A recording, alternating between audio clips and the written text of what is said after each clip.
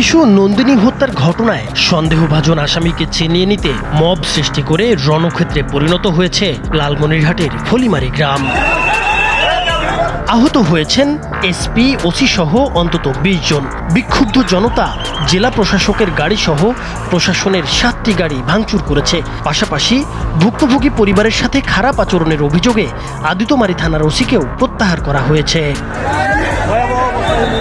আজ মঙ্গলবার দুপুরে লালমনিরহাটের আদিতমারী উপজেলার ভেলাবাড়ি ইউনিয়নের ফলিমারি গ্রামে এ ঘটনা ঘটে। ৭ বছর বয়সী নিহত নন্দিনীকান্ত রায় ওই গ্রামের নলিনীকান্তের মেয়ে। ওই সমাজ থেকে ওনাকে বাদ দিছে, ওই কারণে আমি বলে নাকি কি করছি ওনার নামে। পুলিশ ও স্থানীয় সূত্র জানায়, সোমবার বিকেল থেকে নন্দিনী নিখোঁজ ছিল। পরিবারের সদস্যরা ও স্থানীয়রা রাতভর এবং মঙ্গলবার সকালেও তাকে খুঁজতে থাকেন। এক পর্যায়ে বাড়ির পাশের একটি ভুট্টা খেতে নরম মাটি দেখে তাদের সন্দেহ হয়। পরে ওই স্থান খুঁড়ে বস্তাবন্দি অবস্থায় নন্দিনীর মরদেহ উদ্ধার করেন স্থানীয়রা। খবর পেয়ে পুলিশ ঘটনাস্থলে গিয়ে মরদেহ উদ্ধার করে ময়নাতদন্তের জন্য লালমনিরহাট সদর হাসপাতালের মর্গে পাঠায়। এদিকে স্থানীয়দের একজন দাবি করেন, সোমবার সন্ধ্যায় তিনি বিধানচন্দ্র নামে এক যুবককে ওই ভুট্টা ক্ষেত থেকে কোদাল হাতে ফিরতে দেখেছিলেন। এ তথ্যের ভিত্তিতে মঙ্গলবার সকালে স্থানীয়রা বিধানের বাড়িতে যান। সেখানে তারা বাড়িতে ভাঙচুর চালিয়ে আত্মগোপনে থাকা বিধানকে আটক করেন। পরে ঘটনাস্থলে থাকা পুলিশ বিধানকে নিজেদের হেফাজতে নেয়। এ সময় অভিযুক্তকে জনতার হাতে তুলে দেওয়ার দাবিতে বিক্ষুব্ধ লোকজন পুলিশের ওপর হামলা চালায় এবং তাদের অবরুদ্ধ করে রাখে। খবর পেয়ে লালমনিরহাটের পুলিশ সুপার ঘটনাস্থলে গেলে তিনিও অবরুদ্ধ হয়ে পড়েন।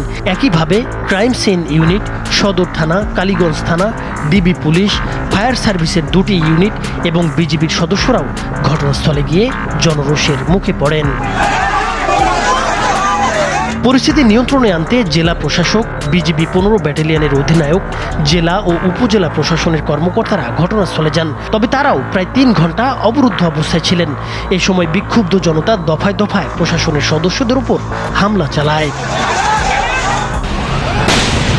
পরবর্তীতে সাউন্ড গ্রেনেড নিক্ষেপ করে জনতাকে ছত্রভঙ্গ করা হয়।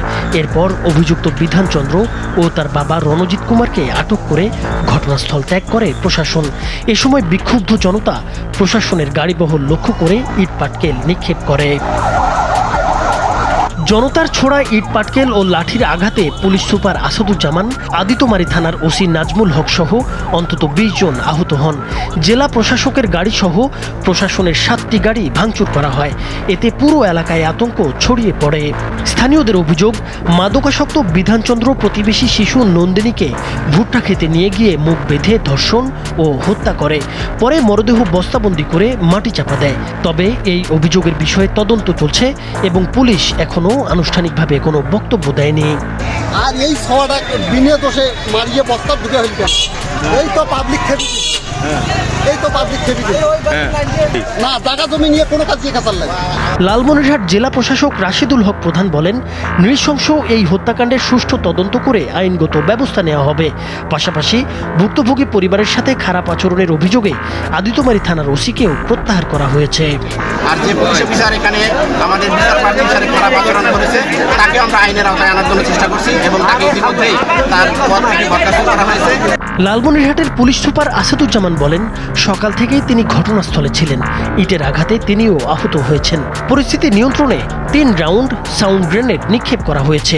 তিনি জানান, নন্দিনী হত্যার ঘটনায় মামলা দায়ের করা হয়েছে এবং সরকারি কাজে বাধা দেওয়ার ঘটনাতেও পৃথক মামলা করা হবে বলে জানান তিনি।